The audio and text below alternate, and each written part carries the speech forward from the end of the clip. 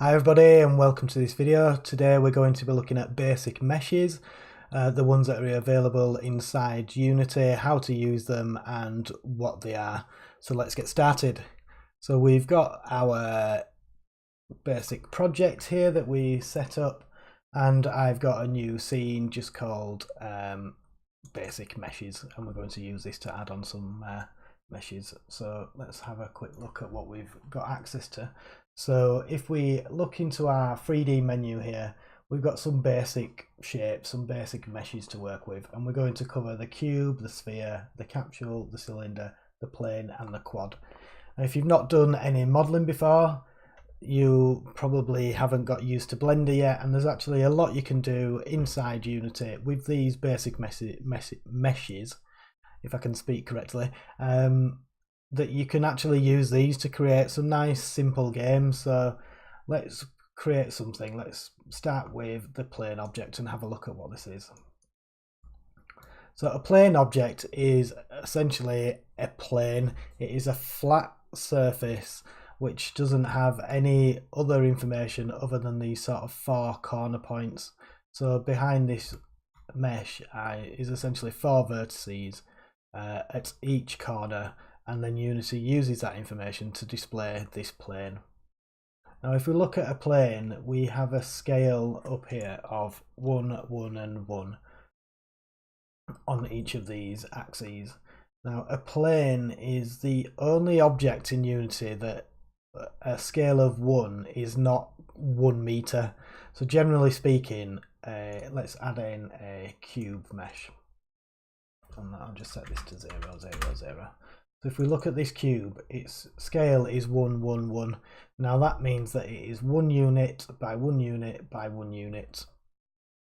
And 1 unit inside Unity is 1 meter. And that's great for us as VR developers, because we know that if we create an object of that size, it will appear to look like it's 1 meter when we're in virtual reality. So that's really useful.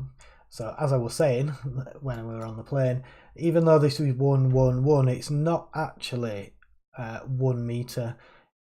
A plane by default is 10 meters, so we'd be able to fit 10 of these cubes along either of these axes.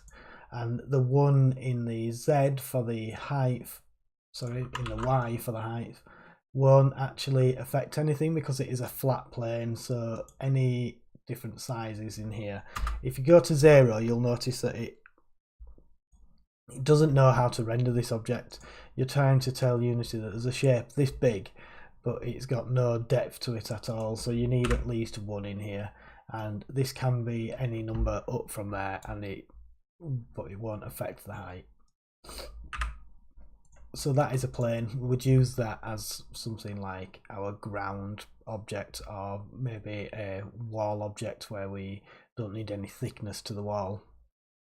We just need this sort of flat plane. And if we look underneath, you'll see that you can look straight through this plane, and that is again because it's flat, and Unity is only told to render the front face. Any back faces won't be visible. Now you can do things with materials that will make the back face visible, but we're not going to be covering that in this episode. We'll cover that in a future episode about materials. So let's have a look at our cube. So a cube is, I'm sure you're all aware of what a cube is, so I'm not going to explain that. But while it says cube, you can actually use this to create any sort of 6-sided shape. So if we want this to be a rectangle, we can adjust our scale. So if we go into 2 meters, we've now got a 2 meters by 1 meter rectangle. And you may want to use this for walls. So let's say we'll have a 2 meter high wall, and it's going to be 4 meters, and the Z, the width, will have that as 20 centimeters. And this is where 1 unit being 1 meter is extremely helpful, because we're able to quickly size these objects up.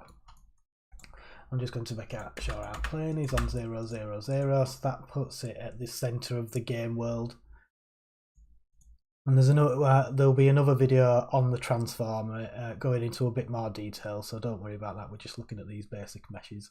So we would use this mesh for, let's say, creating a wall.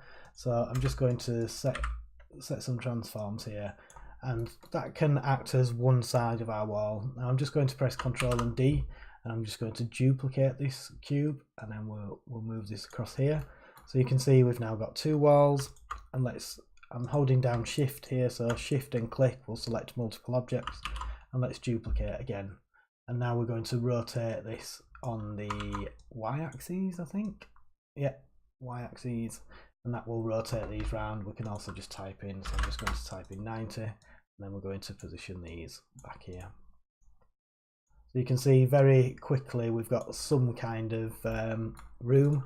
Let's duplicate this plane here, and we'll use this as the roof. I'm just pressed E there to go into rotate, and holding down Control, and then I'm just going to scale this down. So very quickly you can see we've now got some kind of room. Not very exciting, but you can see we've used these basic shapes and we've created ourselves some kind of house. So let's have a look at our other objects that we've got in here. So we have a sphere. Unsurprisingly, that is a sphere, and again you've got all the main components that you would expect to have on there, and these are useful for any sort of balls as an obvious example. So I'm just going to shrink these down, and let's just quickly add a rigid body so we can see something happening with these spheres.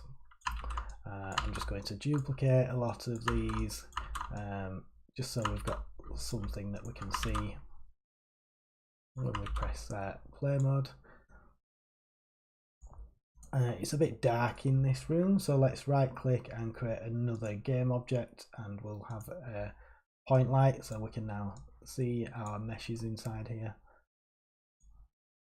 And what else have we got? We have a capsule. So this is like a cylinder, but it's got a hemisphere on either side.